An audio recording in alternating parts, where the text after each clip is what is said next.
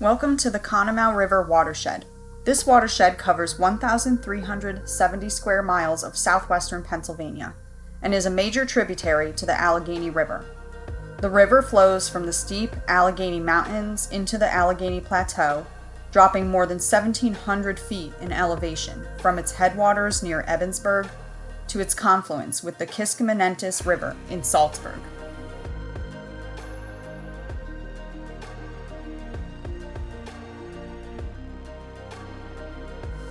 Ebensburg, PA, home to the Conemaugh River headwaters, receives 47.7 inches of rain and 87 inches of snow annually, more precipitation than most regions in Pennsylvania. This steep elevation change and high precipitation result in immense variations in flow throughout the year, which has shaped the river's path and given the river a history of devastating floods.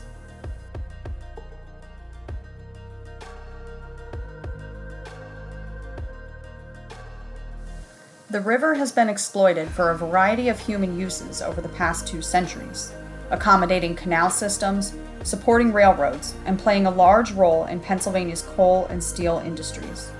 The river has also been subject to intense pollution, rendering it one of the most degraded streams in Pennsylvania just a few decades ago. Restoration efforts in this watershed have brought the river back to life, though much work remains.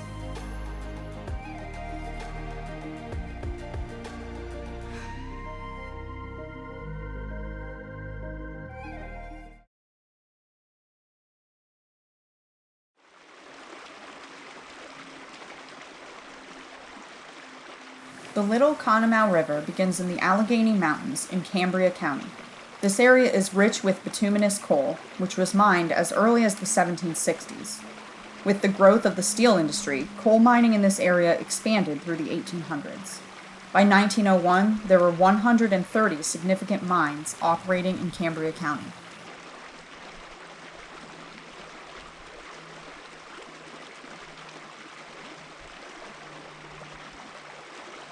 This is the Hughes Borehole near the town of Portage. In the 1920s, a borehole was drilled into the bedrock here to release water from nearby mines. Water flowed to the surface under natural pressure, carrying with it minerals from beneath the surface.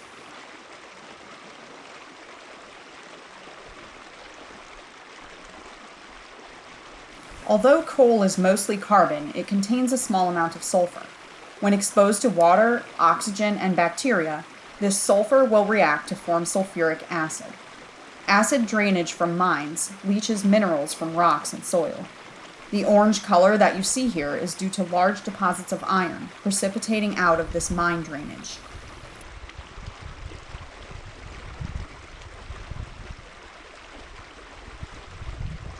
The Hughes Borehole was capped in the 1950s. However, the immense pressure of the groundwater blew the cap off in the 1970s, and water has flowed freely ever since. Water flows year-round from the borehole at rates ranging from 800 to 3,500 gallons per minute. This water carries with it an estimated 8,000 pounds of dissolved metals per day.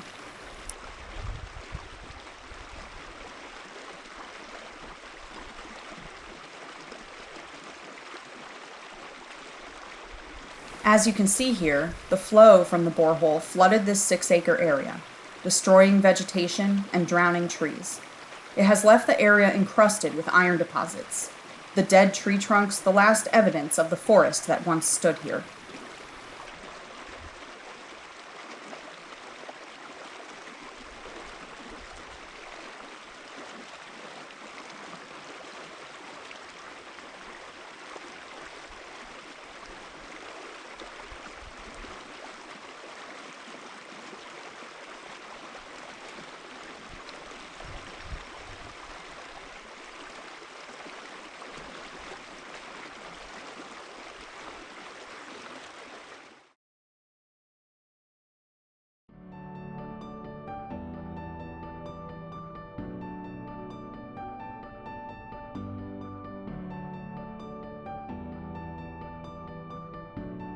This stream formed as a result of the Hughes Borehole flow. An old beaver dam has slowed flow near to the borehole, resulting in a pooled wetland. Below the dam, water flows steady year-round for a half-mile before entering the Little Conemaugh River. This area sits at an elevation of 1,800 feet above sea level. It empties into the Little Conemaugh River upstream of the town of Portage.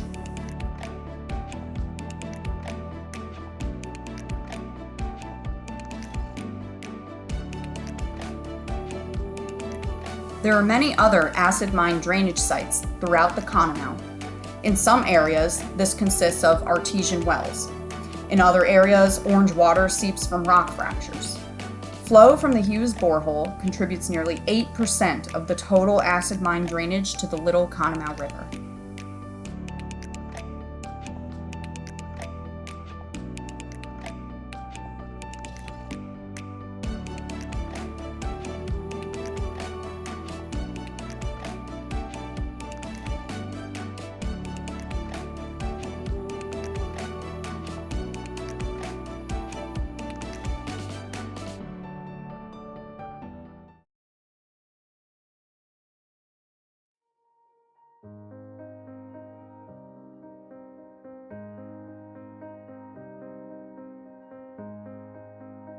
You are now standing in the South Fork branch of the Little Conemaugh River near the town of St. Michael.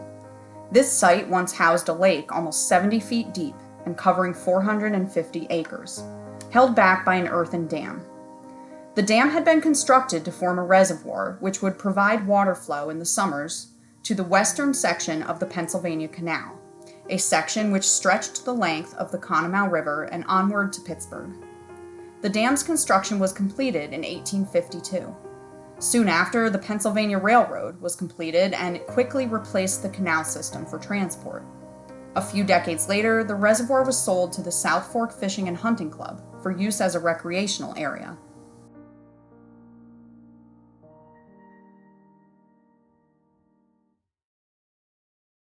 On May 31, 1889, following an unusually snowy winter, a wet spring, and a stalled spring storm over southwestern Pennsylvania, the South Fork Dam broke. 20 million tons of water flowed out of the lake, traveling over 14 miles in 57 minutes. The water, confined by the steep topography of the Allegheny Mountains, sped downstream, dropping 450 feet in elevation, traveling over 40 miles per hour. A 23-foot tall wall of water struck the town of Johnstown, PA. Over 2,200 people were killed, making this incident the deadliest dam failure in United States history.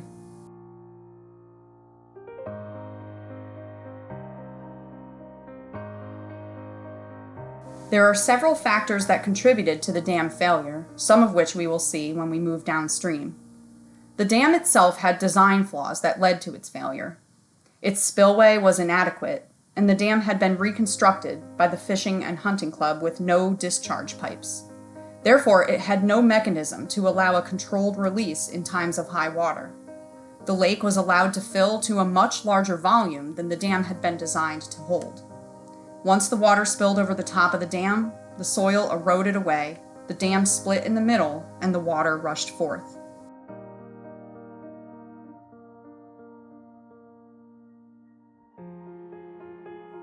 The dam was never rebuilt following the 1889 failure. The stream was not restored, its flow was not altered in this valley. Here you can see that the water dug a stream channel and formed this characteristic meandering shape in what was once the bottom of South Fork Lake.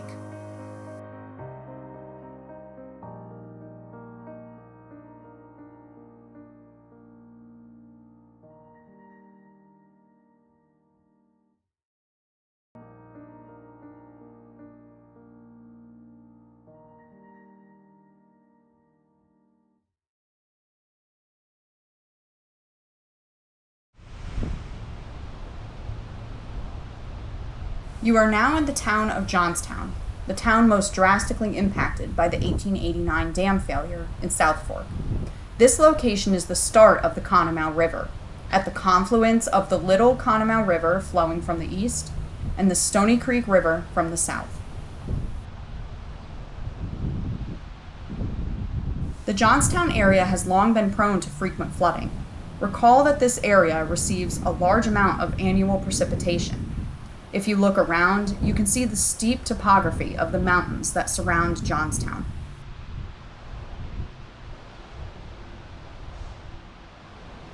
The city of Johnstown grew with the canal and the railroads and became a staple in the Pennsylvania steel industry. With this growth came increasing resource use, which contributed to the frequency and magnitude of flooding. Through the 1800s, the steep mountainsides were largely stripped of trees used to build the town. Forests hold an enormous amount of water and soil, and this deforestation led to more overland flow during rain events. The riverbed itself had been narrowed to make room for more buildings and bridges, the assumption that the water would dig a deeper channel. But the riverbed was mostly rock, and so water in high flows continued to spread out over the land, flooding the town with regularity.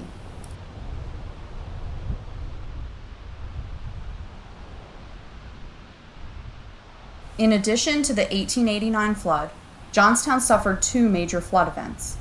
In March 1936, snowmelt and 3 days of heavy rain caused floodwaters to rise 14 feet in Johnstown, killing 25. It was after this event that President Franklin Delano Roosevelt signed into law the Flood Control Act of 1936. Note the concrete channels lining both tributaries and the Conemaugh at this location. These channels were developed under the Local Flood Protection Act. Completed in 1943, the channels were designed to increase the capacity of these rivers and prevent future floods. The project was, for the most part, successful.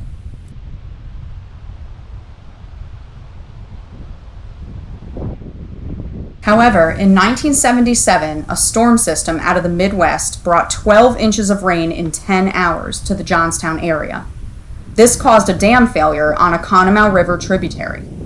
The Laurel Run Dam failure shot 100 million gallons of water into the Conemaugh River downstream of Johnstown, with enough force to drive the floodwater upstream, flooding Johnstown.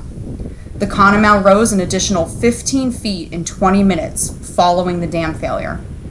The 1977 flood resulted in 86 deaths, as well as significant damage to bridges, roadways, and railways.